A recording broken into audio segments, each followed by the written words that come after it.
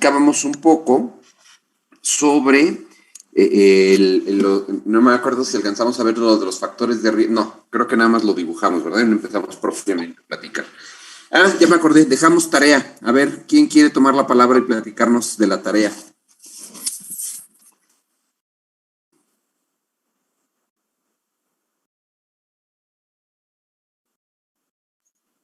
Bueno, pues yo le pregunté ayer a mi papá, que tiene diabetes, tiene 56 años, y le pregunté que qué haría en el dado caso de que le empezara a doler el pecho. Y bueno, no pensé que me fuera a responder eso, me dijo que en el momento que le empezara a doler el pecho se iba a empezar a pegar así con puñetazos, ¿no? Que porque se supone que eso iba a no hacer que se le parara el corazón. Y pues ya le dije que no, que pues eso no tenía que hacer, ¿no? También le pregunté a mi mamá y ella sí me dijo que lo primero que haría sería como pues acudir a un servicio de urgencias. Y pues ya, en Pero cuanto a... aquí un poco el plan es, bueno, ¿y a dónde? ¿A dónde te vas, no?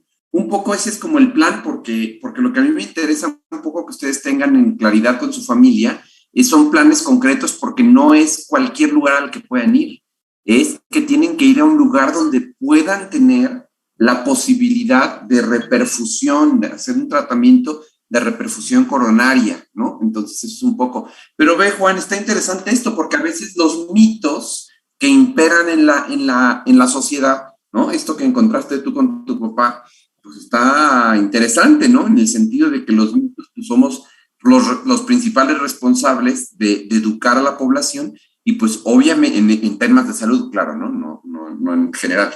Y obviamente pues nuestra familia tiene un papel muy importante o particular en esto, ¿no? Pues muy bien, muchas gracias, Juan.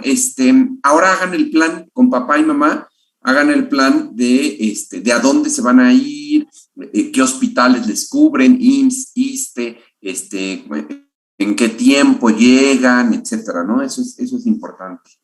¿Alguien más? Bueno, yo siguiendo un poco la continuación de la historia de Juan, yo me enfoqué un poco más relacionado a qué hospital iríamos, ¿no?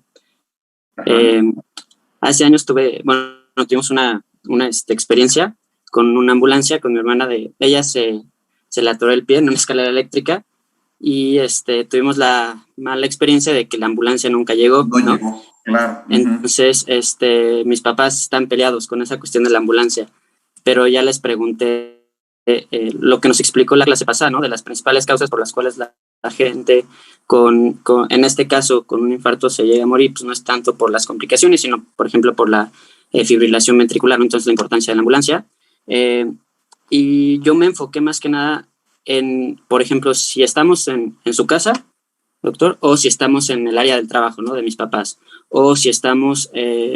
mi mamá por lo general los fines de semana cuida a mi abuela, entonces está en otro lugar, entonces traté de enfocarme en los hospitales más cercanos de acuerdo a cada área, ¿no? Bueno, por fortuna mi mamá cuenta con un seguro médico que cuenta con todos los hospitales privados aquí en la Ciudad de México, ¿no? Entonces le pregunté que, pues, por ejemplo, ella trabaja por el área de Santa Fe, ¿no? En el área de seguros de Liverpool y toda esa clase de cosas, y ya pasó en esa empresa que hubo 2 personas que fallecieron porque no llegaron al hospital, ¿no? Un paciente comentó lo que usted dijo la clase pasada, dijo que lo llevaran a su clínica, ¿no? Y pues la enfermera dijo, bueno, pues llévenselo a la clínica. Y otro paciente pidieron que lo llevaran al hospital español, pero tampoco llegó. Entonces hicieron un convenio, esta empresa con el hospital ABC. Entonces, en ese caso, si está por Santa Fe, sería el ABC. Si está por acá, por el sur, está el Médica Sur y también está el hospital HMG. No sé si lo ubica, el HMG Coyoacán. Y en el caso en el que estuviera por, ¿cómo se llama? Por Polanco, esa zona, pues está el Hospital Español. Entonces, yo me enfoqué en eso. Y sí les reiteré de la importancia de lo que es la ambulancia en este caso. Y bueno, también Que Bruno, ahí vamos, voy a hacer un paréntesis. O sea, el traslado en ambulancia es lo ideal, ¿no? Por esto que hemos dicho. Pero vamos, o sea, también reconocemos lo que sucede en México, ¿no? O sea, quiero reconocer que en México en general no tenemos un buen servicio de medicina prehospitalario en general Digo, no quiero soslayar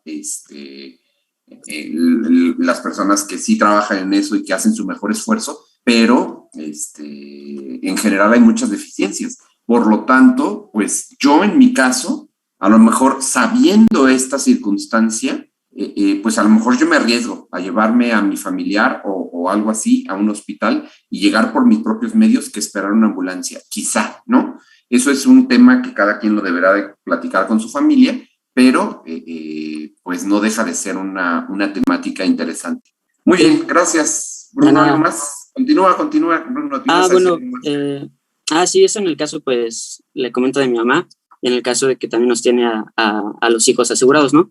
Pero en el caso de mi abuelo, él no tiene ningún seguro, entonces él sí tendría que ser, por ejemplo, en el hospital general, ¿no?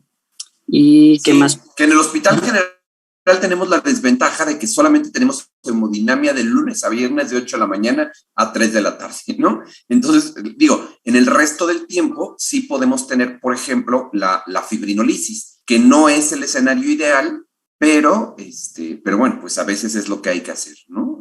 La fibrinolisis, porque no hay la intervención coronaria percutánea primaria. Entonces, sin embargo, también están otros lugares como el Instituto Nacional de Cardiología, el Ignacio Chávez, donde pues sí se puede hacer, inclusive en fin de semana o en otros turnos, la intervención coronaria percutánea. De hecho, doctor, con eso tenía una duda porque estaba leyendo y encontré un concepto de fibrinólisis prehospitalaria. Si hay una ventaja o realmente cuál es su importancia o su uso de que lo haga antes de llegar al hospital a comparación de que ya llegue al hospital. No, bueno, en general, sí, ese es un abordaje que se ha hecho en otros países, ¿no? De intentar estudiar cómo les va si personal paramédico de manera prehospitalaria inicia la fibrinolisis. En México no se hace, se requiere pues adecuada formación y recursos. O sea, se requiere tener electrocardiograma de superficie de 12 derivaciones en el sitio y pues se requiere una muy adecuada capacitación del personal prehospitalario. Okay. Eso en general no se hace en México y tampoco ha demostrado mejores tasas de supervivencia. Lo que sí ha demostrado mejoría es el tomar el electrocardiograma prehospitalario y que ya de manera prehospitalaria, cuando llega el paciente al hospital, tenga ya el diagnóstico para poder avanzar en esa parte. Eso sí. Gracias, doctor. Muy bien, Bruno, gracias. Bueno, pues con estas dos experiencias yo creo que nos damos una idea bastante sólida de dos cosas, ¿no? Uno, a veces quizá ni siquiera nuestras propias familias tienen una claridad de cuál es lo mejor que hacer.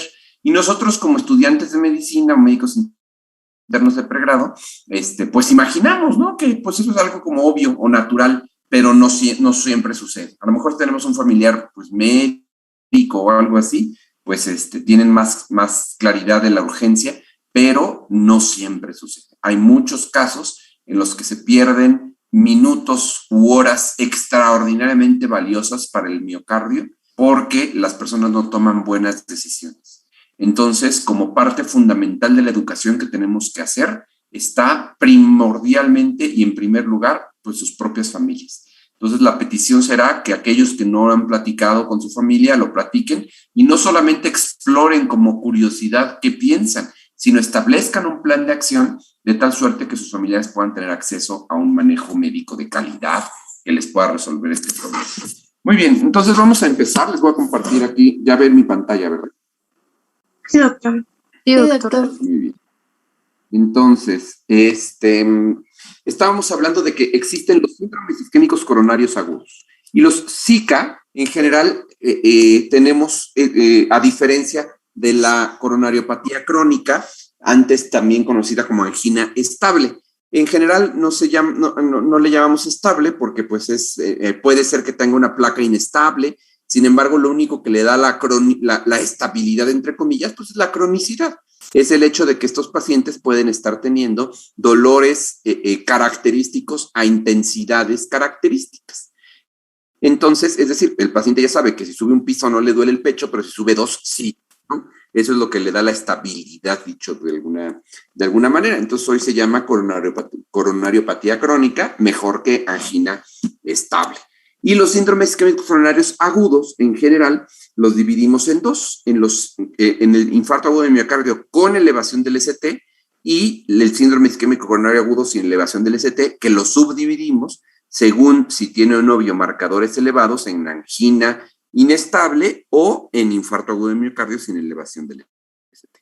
Entonces, vamos a platicar algunas cosas esenciales. Ya dibujábamos la vez pasada un poco la primera situación que tiene que ver con los factores de riesgo. Es decir, esto es lo primero que tenemos que identificar en nuestros pacientes. Entonces, dentro de los factores de riesgo, creo que esto ya lo platicábamos también, tenemos los factores de riesgo que le llamamos clásicos y los factores de riesgo que le llamamos emergentes, ¿no? Los clásicos los hemos conocido durante una gran cantidad de tiempo. Los clásicos los conocemos como dos tipos, ¿no? Los modificables y los no modificables.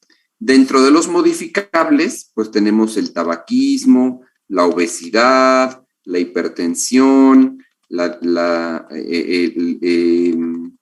diabetes, que aquí decimos, oye, pero esos ya no son modificables, ¿no? Bueno, ya el que lo tiene, ya lo tiene, ya no lo puede modificar. Bueno, pero de alguna manera, dentro de estos factores de riesgo, pues se pueden controlar, ¿no? Y entonces, inclusive, hoy hay un concepto muy novedoso del que hablamos de remisión de la diabetes. La remisión de la diabetes es un proceso mediante el cual una persona que es diagnosticada con diabetes se controla sin medicamento. Y entonces requiere un control, por supuesto, pero la diabetes, la hiperglucemia propiamente dicha y el daño endotelial y vascular asociado a la hiperglucemia están en remisión. Dentro de los no modificables, pues tenemos, por ejemplo, el sexo, ¿no? El ser hombre, el ser mujer. En el caso de las mujeres, la posmenopausia es un factor de riesgo. Ya también platicábamos la otra vez de la gran desventaja que ha implicado que en la mente de los médicos piensen que que las mujeres están protegidas contra el riesgo cardiovascular a causa de los estrógenos, porque esto se ha demostrado que ha generado una inequidad, una desigualdad en el diagnóstico. Y una mujer que llega con dolor torácico es más propensa, tiene mayor riesgo a que no sea diagnosticada adecuadamente como un síndrome isquémico coronario agudo que un hombre. Y entonces esto pues lleva a una pues discriminación más, ¿no? O sea, ahora desde el punto de vista clínico y científico. En el caso también de los no modificables, pues tenemos la herencia, la historia heredofamiliar, y dentro, obviamente, también de los no modificables, pues tenemos la edad, ¿no? Entonces, estos son algunos de los factores de riesgo, tanto modificables como no modificables. Y los emergentes, en general, hablamos de un incremento de la proteína C reactiva, especialmente de la high sensitivity CRP, ¿no? No CPR, C-React, no CRP, C-Reactive Protein, ¿no? Así se llama en inglés, en español le decimos proteína C reactiva ultra sensible o de alta sensibilidad, que no es suficiente para salirse del rango de la normalidad cuando se compara la proteína C reactiva en una infección o en un proceso inflamatorio agudo, pero que sí, su elevación sí marca la presencia de inflamación crónica de bajo grado, como la que está asociada al síndrome metabólico, a la obesidad, al sedentarismo, ¿no? Entonces, este es otro factor de riesgo, el sedentarismo, etcétera. Otras son las enfermedades autoinmunes o autoinflamatorias, ¿no? Entonces, la espondilitis anquilosante, la artritis reumatoide, la psoriasis, todas estas enfermedades que al generar un proceso de inflamación persistente, pues se asocian a riesgo cardiovascular incrementado. Aquí, por supuesto, también tenemos las dislipidemias como factores de riesgo, dislipidemias clásicos modificables, ¿no? No lo había puesto antes, pero lo agrego ahora. Y otra de las cuestiones importantes en este sentido tiene que ver con que dentro de las emergentes hay otras cosas como la homocisteína, ¿no? Y entonces la homocisteína se ha identificado también como un factor de riesgo emergente. Bueno, una vez que tenemos estos factores de riesgo, lo siguiente que tenemos que tener en cuenta pues es el cuadro clínico. Y dentro de este cuadro clínico tenemos esencialmente dos escenarios los más importantes. El cuadro clínico son el cuadro clínico que llamamos típico o clásico y el cuadro clínico atípico. Y entonces, dentro del cuadro clínico típico tenemos, por ejemplo, pues el dolor torácico, que es un dolor intenso, opresivo, clásicamente así descrito, como opresivo, que se acompaña de equivalentes anginosos, y los equivalentes anginosos suelen ser, por ejemplo, las ganas de vomitar, las ganas de defecar, tenemos también pacientes que puedan tener diaforesis, disnea, la sensación de muerte, ¿no? Especialmente así se describe en los libros como sensación de muerte inminente, y y el dolor, otra de las cuestiones clásicas, que es el dolor torácico opresivo, irradia a mandíbula izquierda, a brazo izquierdo como características típicas. Sin embargo, también tenemos características atípicas. Y entonces, grupos poblacionales que tienen mayor incidencia de dolores atípicos son las personas que viven con diabetes, las mujeres, los ancianos y las personas también embarazadas. Entonces, todos estos elementos, todas estas poblaciones tienen factores de riesgo para tener un dolor atípico, un dolor en el cual falten elementos del dolor clásico, opresivo, irradiado, etcétera, ¿no? A veces, por ejemplo, las personas que tienen diabetes pueden desarrollar neuropatía y entonces en vez de sentir el dolor, solamente tienen los equivalentes anginosos, solamente tienen la disnea o solo la diaforesis o este tipo de cuestiones. Y entonces, pues es más fácil perder el diagnóstico en estos casos. Se requiere una alta capacidad de sospecha clínica. Y entonces aquí la solicitud sería que ustedes tuvieran al momento de evaluar a estos pacientes una sospecha clínica elevada. Después de hablar de esto, los factores de riesgo y del cuadro clínico, lo siguiente muy relevante, entonces, tiene que ver con el diagnóstico diferencial, ¿no? O sea, hay cosas que nosotros debemos de tener en la mente siempre que tenemos un paciente con un dolor torácico. Entonces, ¿cuáles son las posibilidades de diagnóstico diferencial? Pues tenemos causas de dolor torácico no cardíaco y tenemos causas de dolor torácico cardíaco, pero no isquémico. Entonces, esto es muy importante que ustedes lo piensen. Causas de dolor torácico no cardíaco, bueno, pues por supuesto que en orden de gravedad, quizá uno de los más importantes a pensar sea la disección aórtica.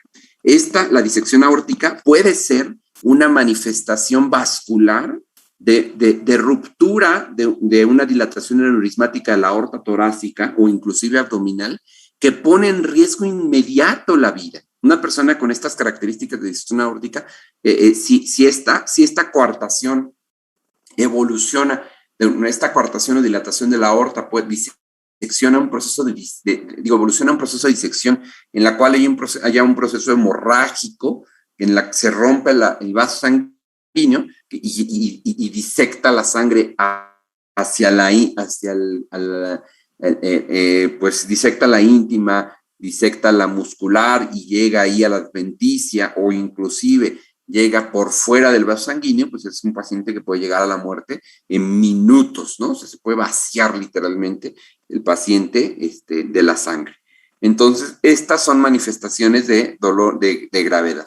Pero ¿cuáles otras sí podemos tener? Pues bueno, cardíaco no isquémico, podemos tener pericarditis, ¿no? Es otro de los diagnósticos muy importantes porque la pericarditis también puede dar cambios electrocardiográficos. Entonces, si nosotros no sospechamos en pericarditis, podemos ver un electro que inclusive pueda tener elevación del ST en sitios no contiguos y estamos perdiendo esta posibilidad diagnóstica debido a que nos falta, pues no sé, visión de abanico, visión de conjunto para pensar en las posibilidades diagnósticas.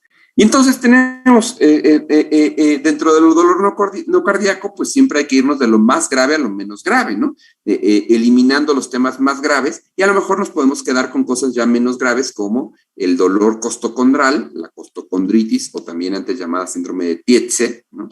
La costocondritis, la enfermedad por reflujo gastroesofágico, el espasmo esofágico, etcétera, ¿no? O un tema, por ejemplo, de pulmonar, una neumonía, etcétera. Y dentro del cardíaco no isquémico, pues tenemos la pericarditis, tenemos, por ejemplo, también el angor por una estenosis aórtica, ¿no? Una estenosis aórtica es un problema valvular en la cual la aorta pues está estenótica, la válvula aórtica, no la arteria aorta, la válvula aórtica está estenótica y por supuesto esto genera una hipoperfusión de los tejidos, pero también un incremento en la poscarga que puede dar pues dolores torácicos. Entonces siempre el diagnóstico diferencial, digamos, tenemos que hacerlo de lo más grave a lo menos grave. Nunca pensar en un paciente así de, no, seguramente es ERGE, ¿no? Es reflujo gastroesofágico, váyase a su casa, ¿no? Le voy a dar omeprazol y a su casa.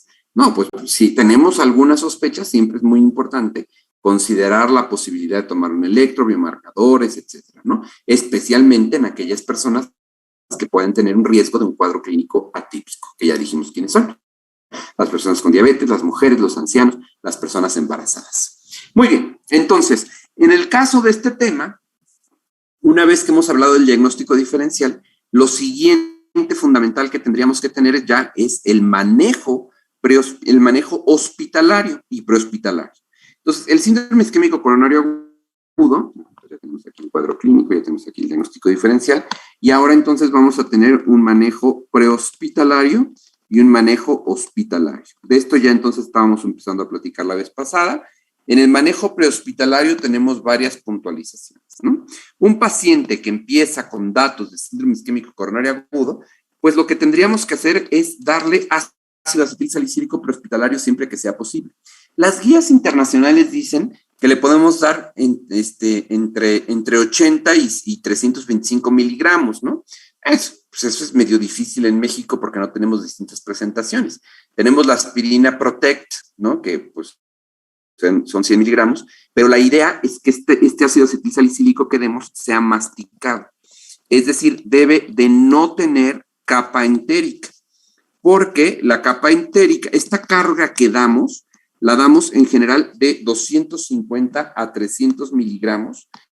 Y entonces lo más fácil es dar, por ejemplo, media tableta de aspirina normal, no aspirina de la de Bayer, que tiene capa entérica, ¿no? Sino de cualquier otro ácido acetil salicílico que venga de 500 miligramos, y se lo damos masticados. ¿Por qué masticados? Pues porque acuérdense que el ácido acetil salicílico es un ácido, y los ácidos se absorben mejor en el estómago.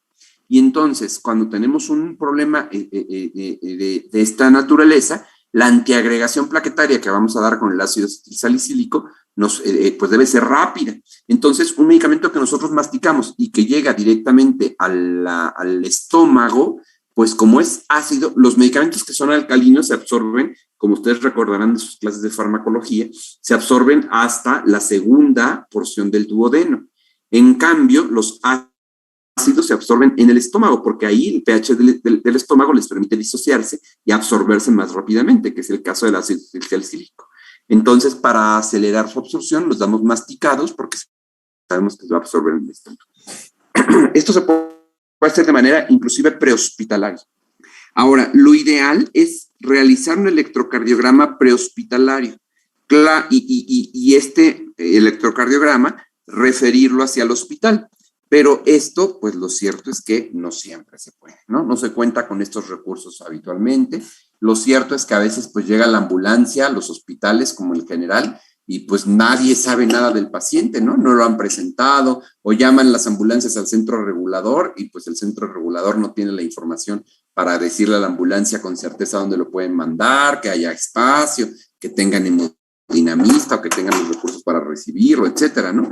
Entonces, pues en México todavía hay un gran, no digo que no se pueda, no digo, uy, en México es imposible, ¿no? Nosotros, nuestra idiosincrasia de todo el ahí se van, lo hace imposible. Pues no digo imposible, pero sí, lo que sí digo es que tenemos mucho trabajo que hacer, ustedes especialmente como los futuros médicos y médicas, a quienes les toca cambiar estas realidades, pues tienen un gran trabajo que hacer para lograr esta mejoría, ¿no? Entonces, el ácido salicílico, electrocardiograma prehospitalario, y otra de las cosas que se pueden hacer son la administración de nitratos por vía bucal. Al decir bucal no me refiero a vía oral, sino me refiero a los aerosoles que se administran directamente en la mucosa de la boca, ¿no? Entonces, nada más que ojo, porque los nitratos tienen ciertas contraindicaciones, ¿no? Y entonces, dentro de las contraindicaciones más importantes de los nitratos, tenemos una sospecha de un infarto inferior, y por eso entonces, infarto inferior hasta no descartar un infarto del ventrículo derecho. Ahorita regresamos a esto un poquito. Pero los infartos inferiores tienen pueden estar causados por dos arterias, la coronaria derecha o la circunfleja. Si es circunfleja, pues es difícil que tenga alguna complicación en este sentido del infarto del ventrículo derecho, pero la coronaria derecha sí puede tener complicaciones hemodinámicas del ventrículo derecho. Entonces, una complicación hemodinámica del ventrículo derecho es un paciente que no tiene edema pulmonar agudo, pero que sí tiene ingurgitación yugular y tiene hipotensión. Entonces, es un paciente que está con deterioro hemodinámico secundario a un infarto del ventrículo derecho. Y esto sucede porque la precarga se afecta, ¿no? Y entonces acuérdense que el ventrículo derecho es un ventrículo que funciona esencialmente a partir de la precarga. No tiene tanta contractilidad como el ventrículo izquierdo. Y entonces, si yo le doy nitratos, lo único que voy a ocasionar es que la vasodilatación, la capacitancia venosa, sea mayor, sea persistente, y esto ocasione que tengamos una deficiencia importante en la hemodinamia del paciente y que haga choque, ¿no? Cardiogénico. Entonces, está contraindicados en estos contextos de infarto inferior. Otra contraindicación, pues son pacientes grandemente taquicárdicos, más de 140, o importantemente bradicárdicos, porque pueden estar bloqueados, ¿no? Menos de 40, o que tengan hipotensión grave, ¿no? Estos pacientes que estén hipotensos, si yo les administro un nitrato, pues los voy a poner más hipotensos. Y entonces aquí, en general, me refiero a que es una contraindicación la clasificación de Killip y Kimball 4. Entonces alguien va a decir, híjole, ¿y qué es eso? Bueno, vamos a abrir un paréntesis aquí para presentarles la clasificación de Killip y Kimball, ¿no? Y entonces ustedes ya deben de conocer en general. No puedes escribir aquí.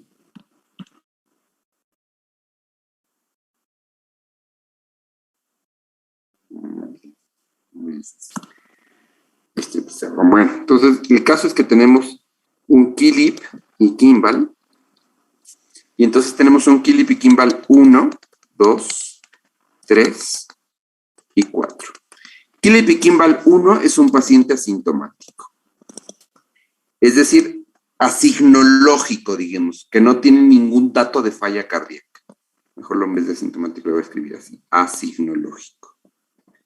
No tiene ningún dato, porque asintomático no está, ¿no? Está con dolor, está infartándose, pero no tiene datos de falla cardíaca. Un Killip y Kimball 2 es cuando tiene ya un S3, o sea, galope o estertores. Entonces ya está el paciente, ya el ruido cardíaco es ¿no? El galope clásico. Entonces eso es un S3, ya tienen una primera manifestación de falla cardíaca, o estertores. Y estos estertores pulmonares crepitantes, lo que están evidenciando es una falla de ventrículo izquierdo que está haciendo congestión retrógrada a nivel pulmonar. El grado 3 es el edema pulmonar agudo. Entonces, un paciente que ya tiene edema pulmonar, que ya tiene estertores en marea ascendente, que ya tiene esputo salmonelado, que tiene ya disnea importante, ortopnea, etcétera, pues ya es un paciente que está con grado 3. Y un Killip y Kimball 4 es un paciente que ya tiene disminución de la presión arterial. Es decir, ya está propiamente en lo que llamamos choque cardiogénico. Entonces, en este contexto, es muy importante considerar que en el Killip y Kimball 4 está contraindicado el uso de nitratos. Ahora, esto es lo que podemos hacer entonces de manera prehospitalaria, ¿no? Pero después de lo prehospitalario vamos a tener el manejo hospitalario. Entonces, cuando un paciente llega ya sea al hospital o llega a un servicio de urgencias en ambulancia o por sus propios medios, en este momento empieza a correr el tiempo. Y entonces empieza un cronómetro, que es un cronómetro fundamental en el manejo de los pacientes. Es un tiempo administrativo, pero es un tiempo extraordinariamente importante. Y entonces aquí empieza a correr el tiempo puerta y lo que sea que vayamos a hacer, ¿no? Entonces tenemos un tiempo que se llama puerta aguja, un tiempo que se llama puerta aguja, que es el tiempo que nos tardamos en trombolizar, o un tiempo que se llama puerta balón, que es el tiempo que nos tardamos en pasarlo ya en resolverle el problema obstructivo por hemodinámica. Entonces, el tiempo puerta aguja debe de ser menor de 30 minutos. El tiempo puerta balón debe de ser menor de 90 minutos.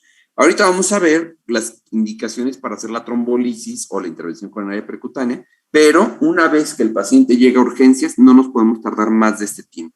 ¿Qué se incluye en estos 30 minutos? Pues todo, ¿no? Se incluye tomar el electrocardiograma si no se tomó previamente. Incluye hacer una historia clínica. Incluye tomar los estudios de laboratorio. Incluye descartar contraindicaciones para hacer la trombolisis. Incluye tener el medicamento listo y empezar a pasar. Entonces, cuando pasa el bolo inicial del trombolítico, ¿no? La primera dosis del trombolítico, aquí termina el tiempo puerta aguja. Y este es el que debe de ser menos de 30 minutos. El de 90 minutos incluye, pues, por supuesto, lo mismo, el electrocardiograma, la historia clínica apropiada o breve o dirigida, la toma de los estudios de laboratorio, pero también incluye descartar, pues, contraindicaciones, alergias al medio de contraste, enfermedad renal aguda, etcétera. Incluye pasar a la sala de hemodinamia, incluye que el hemodinamista le encuentre la arteria, ¿no? Habitualmente lo hacemos a través de la arteria radial, antes sea de la femoral, y en que le encuentre la arteria, que la logre canalizar, que llegue hasta el corazón, que le meta el balón y hasta que se infla el balón adentro de la arteria, o sea, cuando el balón adentro de la arteria se infla, hasta ese momento es que termina el tiempo puerta balón. Entonces, 90 minutos puede parecer mucho, a lo mejor decimos, 90 minutos no nos da tiempo de pasar al paciente, pero lo más frecuente es que no se lleve a cabo, que no se cumpla este tiempo y entonces pues estamos dañando a nuestros pacientes. Acuérdense que ya lo decíamos la vez pasada, en general, así como time is money en los medios de comunicación, aquí time is heart, ¿no? O time is muscle, dice la American Heart Association, ¿no? Tiempo es músculo. Ustedes pierden tiempo, ustedes asocian a mayor mortalidad y a mayor riesgo de falla cardíaca después del infarto agudo de miocardio. Entonces, la pregunta aquí es, y creo que se los dejé de tarea, ¿qué es mejor, la trombolisis o la intervención coronaria percutánea primaria? ¿Qué leyeron? ¿Nadie leyó nada? Yo había leído, doctor, que como tal es mejor la angioplastía. Sin embargo, pues no todos los centros lo van a tener disponible por esta cuestión de que es una alta especialidad. Por ello, en este caso, si está disponible antes de los 120 minutos, desde que se detecta al paciente o desde que inició, más bien dicho, el paciente con los síntomas de sospecha de infarto agudo, se puede hacer lo que es la angioplastía. En caso de que sean más de 120 minutos y no tenga contraindicación, se opta por la fibrinólisis. A ver, entonces, ojo, vamos a puntualizar alguna de estas cuestiones, ¿no? O sea, el asunto empieza a contar otro tipo de cronómetro, digamos, cuando el paciente empieza con los síntomas. Entonces, este inicio de los síntomas es el acme del dolor. Un paciente que ya tiene angina estable, antes de esto, una coronariopatía crónica, pues puede ser que ya tenga dolor crónico, ¿no? Entonces, ¿cuándo empieza a contar los síntomas de infarto? Cuando tiene el dolor más fuerte, el dolor clásico, que no mejora con el reposo, que dura más de 20 minutos, que no tienen las características clásicas de la coronariopatía crónica. Entonces, aquí empieza a contar el tiempo. Y entonces, este tiempo nos va a permitir decidir si le podemos hacer trombolisis o no. Entonces, en las primeras 4 horas, digamos, del minuto 0 de que empiezan los síntomas hasta las primeras 4 horas, ICP primaria y trombolisis son más o menos similares. Es decir, la tasa de complicaciones es un poquito más alta en la trombolisis, pero la eficacia es, digamos, la misma, ¿no? La ICP primaria o la trombolisis tienen en general la misma eficacia. Entonces se puede considerar hacer las dos por igual. De las 4 a las 12 horas de evolución de los síntomas, no de que llegó al hospital, ni de que tuvo el primer contacto con los sistemas de salud, no, de los síntomas. De las 4 a las 12 horas, ICP es superior, es mejor que la trombolisis, tiene mejor eficacia y tiene mejor perfil de seguridad. Entonces, es mejor hacer una ICP que hacer una trombolisis. Y después de 12 horas, solamente se puede hacer ICP. La trombolisis está contraindicada. Entonces, ya después de 12 horas, ya no se puede hacer trombolisis. La administración de un medicamento que sea activador del plasminógeno tisular y por lo tanto rompa el coágulo. Ya después de 12 horas el coágulo está tan establecido que cuando hacemos esto, pues ya no está indicado ponerle el trombolítico. Entonces, aquí la pregunta sería, bueno, ¿y qué hacemos? Si estamos en las primeras 4 horas, pues le podemos hacer cualquiera de los dos, aunque la ICP es mejor que la trombolisis porque tiene menos efectos adversos. Pero de las 4 a las 12 horas, sé que si le hago trombolisis, va a tener peor desenlace, menos posibilidades de tener una recuperación completa del miocardio o de quedar sin falla cardíaca que la ICP. Pero bueno, a veces ni modo, ¿no? ¿Qué es lo que vamos a hacer de decisión aquí? Aquí sí vienen estos 120 minutos que tú mencionas. Lo que sucede aquí es que si el paciente llega a un centro, como no tenemos una gran disponibilidad de la ICP primaria, entonces la idea fundamental tiene que ver con que si el paciente llega a un centro en donde tengamos la posibilidad de trombolizarlo o referirlo a un lugar donde haya ICP primaria, la decisión va a depender del tiempo que pase entre lo que yo estoy recibiendo al paciente y el paciente pueda estar recibiendo la ICP primaria. Si yo estoy seguro, fíjense, esto estar seguro es todo un tema, porque si yo estoy seguro de que el paciente en menos de 120 minutos lo van a recibir en el hospital que pueda hacer la ICP primaria, tengo manera de mandarlo en ambulancia, ya hablé por teléfono, ya me dijeron que sí, tienen todo, tienen el hemodinamista, tienen la sala de hemodinamia libre, el equipo, los equipos lo tienen los stents, tienen todo, y entonces me dicen, sí, mándalo, tenemos todo listo, y en menos de 120 minutos le vamos a estar haciendo la ICP primaria.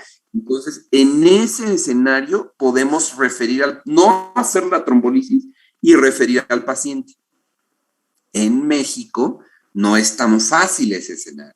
Entonces, en nuestro país, en nuestros hospitales, habitualmente ese es un escenario fuera de nuestro alcance, por lo que si nosotros tenemos el trombolítico en nuestro centro de trabajo, lo trombolizamos. Y si no, pues lo referimos a un lugar donde se le puede hacer cualquiera de las dos cosas, trombolisis o ICP. Pero después de 12 horas ya no se puede hacer trombolisis. Después de 12 horas lo único que se puede hacer es ICP primaria. Y entonces aquí, digamos, la siguiente cuestión importante es cómo hacemos el abordaje diagnóstico. Entonces, el abordaje diagnóstico lo hacemos de la siguiente manera. El abordaje diagnóstico, para empezar, lo que vamos a hacer es el electrocardiograma de superficie de 12 derivaciones. Entonces, lo primero que hacemos es el electrocardiograma. Y este electrocardiograma nos puede dar dos posibles escenarios. El primer escenario es que tengamos una elevación del ST y entonces en este momento estamos diagnosticando un infarto agudo de miocardio con elevación del ST, no necesitamos más y por lo tanto la prioridad de este escenario es reperfundir. Aquí no vamos a pensar en otra cosa. La prioridad es reperfundir. Entonces, este paciente, ¿le vamos a tomar enzimas cardíacas? Sí, las vamos a tomar porque las enzimas cardíacas tienen otras funciones. No solamente diagnosticar, también nos ayudan a pronosticar o a establecer respuesta a tratamiento. Pero la prioridad ya no es tomar las enzimas cardíacas. Me ha pasado en el servicio de que llega un paciente, le toman el electro, tiene elevación del ST y en vez de meterlo y de reperfundirlo, ahí le toman las enzimas cardíacas a ver cómo salen. Pues no, o sea, sí le vamos a tomar las enzimas cardíacas, pero ya no forman parte de nuestro protocolo diagnóstico ni de nuestra toma de decisión. ese paciente ya debe de ingresar para hacerse la reperfusión. Y entonces, pues depende de qué tengamos, ¿verdad? ICP o trombolisis. Entonces, este paciente, lo que vamos a hacerle es ingresarlo sin mayor demora, porque ahí ya está corriendo nuestro tiempo puerta aguja o ya está corriendo nuestro tiempo puerta balón, ¿sale? Ahora, si el paciente no tiene elevación del ST, bueno, antes de eso, ¿qué es elevación del ST? A ver, ¿quién me dice qué es elevación del ST? Aquí podemos abrir otro paréntesis para que ustedes me digan qué es elevación del ST. Pues yo encontré que tiene que estar primero elevado el segmento ST en 2 derivaciones contiguas. Y bueno, para la definición de derivaciones contiguas, yo entendí que tienen que ser 2 derivaciones en la misma cara, ya sea anterior, inferior o lateroapical. Y también encontré que tiene que tener, en el caso de los hombres, debe ser de 0.2 milivoltios o mayor, y en el caso de las mujeres debe ser igual o mayor a 0.15 milivoltios. A ver, ¿alguien encontró algo más de esto con respecto a esto? De la elevación. Está muy bien lo de las 2 derivaciones contiguas y eso se refiere a la cara. O sea, ¿qué significa la contigüidad? Pues significa, habitualmente nosotros tenemos, acuérdense que las tenemos las derivaciones de 1, de 2, de 3, ABR, ABL, ABF, V1, V2, V3, V4, V5 y V6. Y entonces, ¿sí?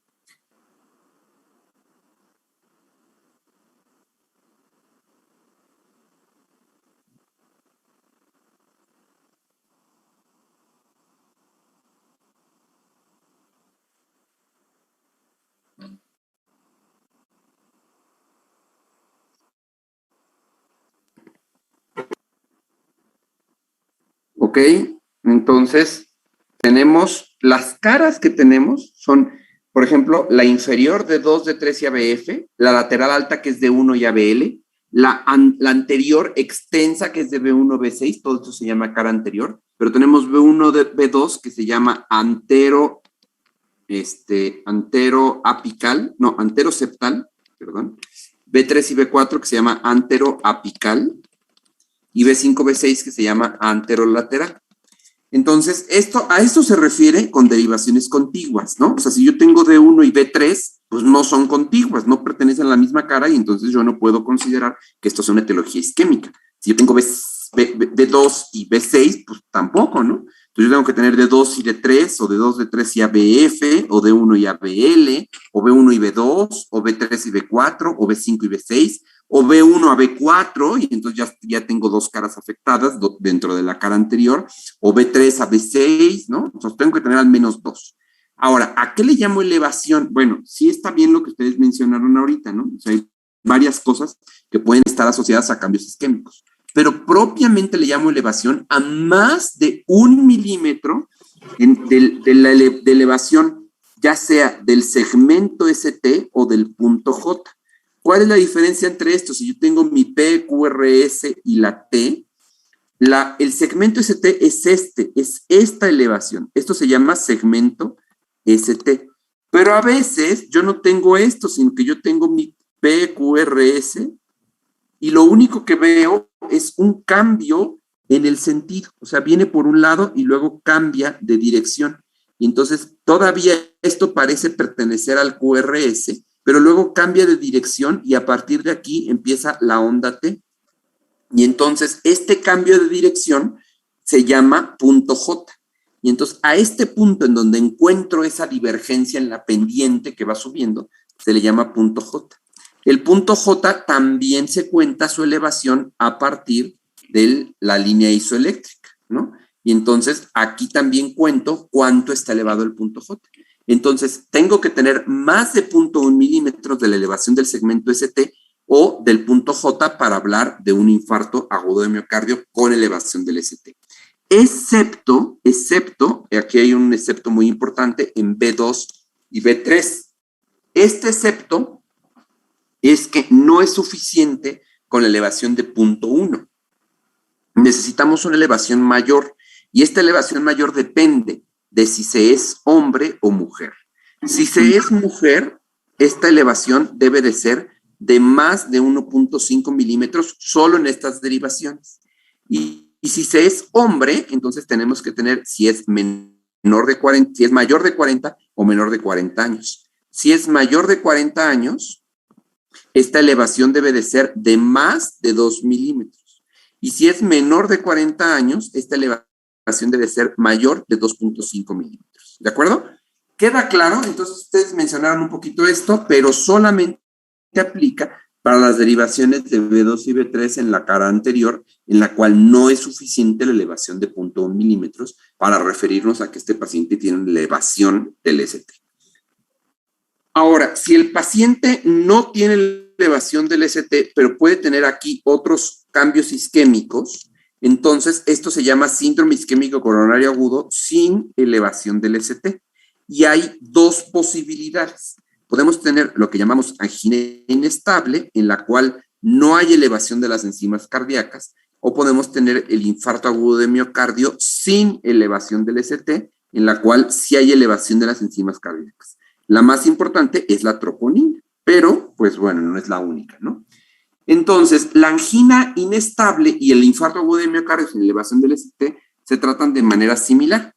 Estos, lo que vamos a hacer es hacer la estratificación, le llamamos, del riesgo, y esta estratificación es que tanto, en general, estos síndromes que no elevan el ST son preinfarto, ¿no? No le llamamos así, por eso le llamamos síndrome isquémico sin elevación del ST, pero digamos que están al borde o muy cerca de ser un infarto. Todo lo que vamos a hacer es la estratificación del riesgo. Esta estratificación la podemos hacer con dos escalas. Una escala que se llama TIMI Risk y otra escala que se llama GRACE. Y estas escalas las podemos entonces nosotros establecer para poder decidir si este paciente nunca se va a trombolizar, pero sí va a pasar a una intervención coronaria percutánea. La intervención coronaria percutánea, la idea es reabrirle el vaso sanguíneo antes de que sea necesario reperfundirlo de urgencia. Entonces, estos pacientes se deben de estar trombolizando, dependiendo de si son trombolizando. Haciendo la ICP no primaria, sino la intervención coronaria percutánea, la angioplastía, se tendría que estar haciendo en el transcurso de entre 24 y 72 horas, dependiendo del riesgo que nosotros encontremos. Pero, entonces, la reperfusión, vamos nosotros a ver que puede ser, ya dijimos, con intervención coronaria percutánea primaria o con trombolisis. Y entonces vamos a platicar un poquito de cuáles son los medicamentos trombolíticos. Dentro de los medicamentos trombolíticos tenemos esencialmente dos: los activadores recombinantes del plasminógeno tisular,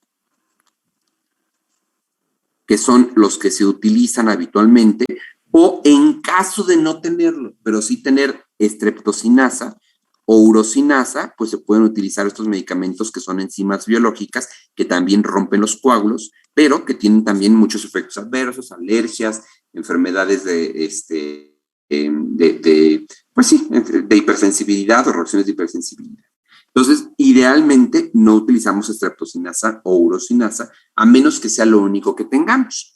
Y dentro de los activadores del plasminógeno tisular tenemos a alteplasa, reteplasa o tenecteplasa. Entonces, vamos a ver, digamos, uno de los más comunes, que es la alteplasa. Los tres son igual de efectivos, aunque hay una cierta tendencia o hay una cierta evidencia que parece apoyar que la tenecteplasa es el mejor, ¿no? Entonces, la tenecteplasa tiene esta ventaja de que pues, tiene un buen perfil de eficacia y de seguridad, pero cualquiera de los tres los podemos utilizar, el que tengamos. La ventaja de la reteplasa es que es dosis única. La tenecteplasa damos una dosis y repetimos a los 30 minutos. Y la alteplasa, por ejemplo, la reteplasa, pues ponemos 10 unidades, ¿no? La tenecteplasa se pueden poner entre 35 y 50 unidades dependiendo del peso. Si un paciente pesa más de 70 kilos, le ponemos las 50 miligramos. Si pesa menos de 30 kilos, digo, de menos de 50 kilos, le ponemos los 30 miligramos. Y en el Inter, pues lo ajustamos ahí al peso. Y la Alteplasa tiene el punto de que vamos a administrar un bolo. El bolo inicial es de 15 miligramos. Después administramos 50 miligramos en un periodo de 30 minutos. Y finalmente terminamos con la administración de 35 miligramos en un periodo de 60 minutos para tener una dosis total de 100 miligramos. 15 miligramos en bolo, luego ponemos 50 miligramos para 30 minutos y luego ponemos 35 miligramos para los últimos 60 minutos. Esto habitualmente se pregunta en los exámenes, ¿no? No solamente en los míos de urgencias, sino lo preguntan a veces en el ENAR, lo preguntan en el examen de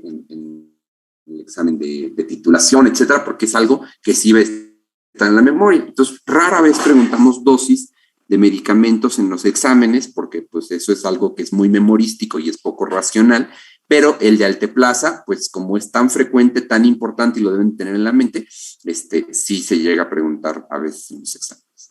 Ahora, ¿qué más vamos a hacerle a estos pacientes? Bueno, tengan lo que tengan, con infarto o sin infarto, pues vamos a necesitar varias cosas. Entonces, dentro de estas cosas está el oxígeno, pero el oxígeno solo si la saturación por pulso oximetría es menor de 94%, porque si no los podemos llevar a la hiperoxemia y hay mayor riesgo de espasmo coronario y por lo tanto agravar el infarto. Entonces, no administramos oxígeno suplementario a menos que haya hipoxemia. Otra cosa importante entonces son los nitratos, pero ya hablamos que los nitratos en realidad solamente sirven para el dolor. No mejoran no mejoran supervivencia, no mejoran la falla cardíaca, no disminuyen el porcentaje de pacientes que quedan con insuficiencia cardíaca, nada. Los nitratos en realidad, que son vasodilatadores, sí hacen la apertura de las coronarias, pero su única ventaja es para el Angor. Si el paciente ya no tiene Angor, no le den nitratos, por favor. Y otra contraindicación que no dije para los nitratos, pero que son muy importantes, otra contraindicación que se me había olvidado es el uso de inhibidores de fosfodiesterasa. Entonces, un paciente que recibió fosfodiesterasa, o que tomó fosfodiesterasa, pues está contraindicado el uso de nitratos, ¿no? Entonces, el uso de fosfodiesterasa. ¿Para qué se utiliza la fosfodiesterasa? Bueno, la inhibición de la fosfodiesterasa, como el sildenafil, vardenafil, tadalafil, pues se utiliza a menudo para la disfunción eréctil. Entonces, pues no es imposible que ahí va el paciente, se toma el viejito, ya no tiene ahí una buena función eréctil y eso puede ser pues justamente porque ya está aterosclerótico, diabético, lo que sea, pero pues bueno, pues ya saben, ¿no? Está de moda esto de las y los sugars baby, ¿no? Entonces se consigue ahí a su jovencito, se van ahí a hacer su prueba de esfuerzo, ¿no? Entonces hace su prueba de esfuerzo y pues la reprueba, ¿no? Se infarta en la mera acción. Entonces, pues ahí lo importante en este contexto será preguntar a los pacientes qué estaban haciendo antes del infarto y asegurarnos que no hubieran tomado o que no hayan tomado un sildenafil, Viagra, vardenafil, tadalafil, etcétera, antes del infarto, porque si no, nosotros lo que vamos a hacer, lo que hacen los inhibidores de fosfodiesterasa es vasodilatación, y lo que hacen los nitratos es vasodilatación. Entonces, si yo le doy vasodilatación por dos mecanismos distintos, uno, aumentando el AMP cíclico intracelular del músculo liso, y dos, donando directamente nitratos, óxido nítrico, que es vasodilatador, pues entonces estos pacientes van a hacer un choque vasodilatado y cardiogénico que no van a revertir fácilmente y van a tener un riesgo muy alto de mortalidad. Pues por eso es una contraindicación para el uso de nitratos, el haber tomado esto. Ahora, otra cosa importante es dar siempre beta bloqueadores, porque esto va a ahorrar miocardio viable. Pero los beta bloqueadores, ojo, están contraindicados en Quilipiquimbal 3 o 4, que ya sabemos lo que es Quilipiquimbal, pero también están contraindicados en bloqueo AB. En el bloqueo AB de segundo o tercer grado, pues es un paciente que lo podemos llevar al bloqueo AB completo y por supuesto que está contraindicado.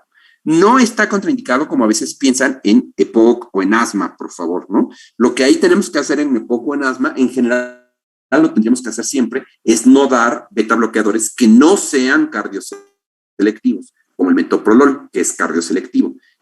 Entonces no tendríamos que dar otro tipo de beta bloqueadores, como el propranolol, que no es cardioselectivo, o el pindolol, o el esmolol, que no son cardioselectivos, pues bueno, hay que tratarlos de evitar.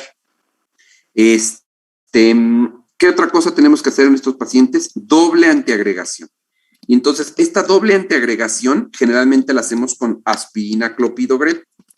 Acuérdense que el clopidogrel se debe manejar con cuidado en adultos mayores, ahí mejor no le dan clopidogrel, pero la doble antiagregación casi siempre la hacemos con azaclop. Luego también tenemos que tener anticoagulación. Esta anticoagulación la podemos hacer con una heparina de bajo peso molecular, como enoxaparina o fraxiparina. La podemos hacer con vivalirudina, ¿no? Como anticoagulantes. O bueno, en caso que el paciente pase a ICP, se puede hacer inclusive con heparina no fraccionada, ¿no?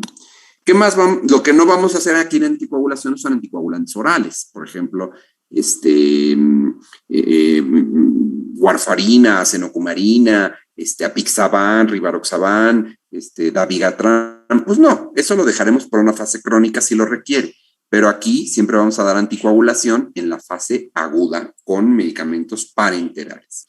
¿Qué más vamos a necesitar en estos pacientes? Si el paciente con los nitratos persiste con dolor a pesar de los nitratos, entonces damos opioides. Y estos opioides idealmente pues puede ser morfina, y si no tenemos morfina pues puede ser nalbufina, buprenorfina, tramadol, pero no AINES, porque los AINES aumentan el riesgo de una complicación que se llama ruptura de pared libre del ventrículo izquierdo. ¿Qué más les vamos a dar a estos pacientes? Pues les vamos a dar IECAS. Y otra cosa muy importante son las estatinas. Pero las estatinas solamente podemos manejar las estatinas de high intensity. Las estatinas a dosis altas, ¿no? Las únicas estatinas que llegan a la dosis de high intensity son atorvastatina, rosuvastatina y quizá la simvastatina. Aquí nos falta evidencia, pero quizá la simvastatina también llega a high intensity, ¿no?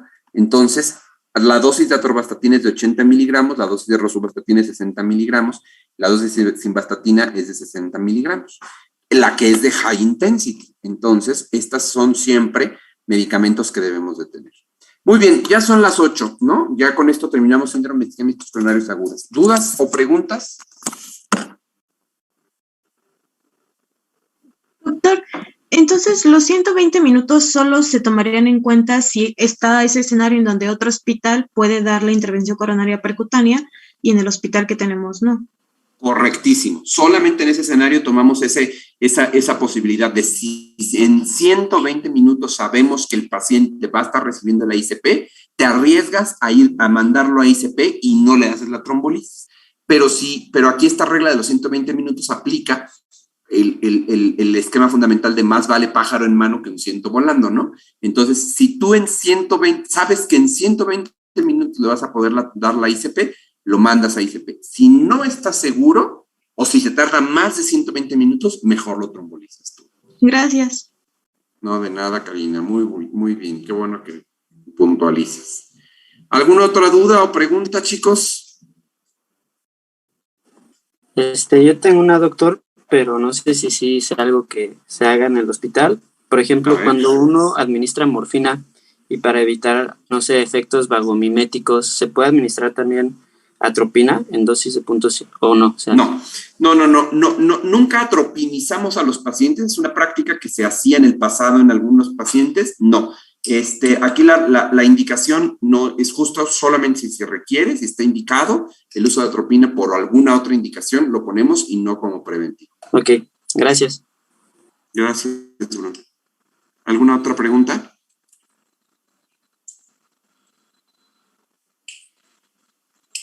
¿Algo más? ¿Nada?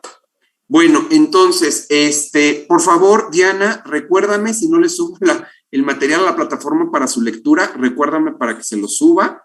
Y vi que pusieron por ahí, ya contestó Diego, un artículo, no sé si era de los artículos para discusión, y acuérdense que los artículos para discusión solamente pueden ser artículos originales, no reviews, artículos originales que tengan estadística, que estén publicados en una revista indizada en inglés, para poder hacer la discusión del tema científico, ¿no? O sea, tomar una pregunta de investigación y tomar una decisión terapéutica.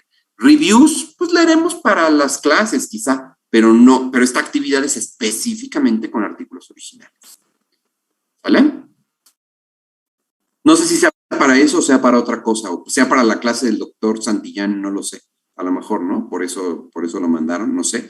Pero si es para la actividad que tenemos de artículos, esa es con artículos originales, por favor.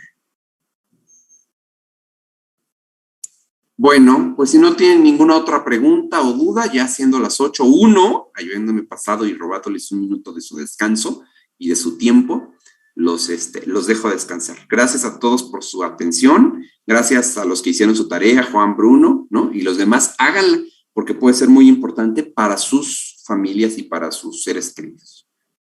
¿Sale? Sí, doctor, muchas gracias.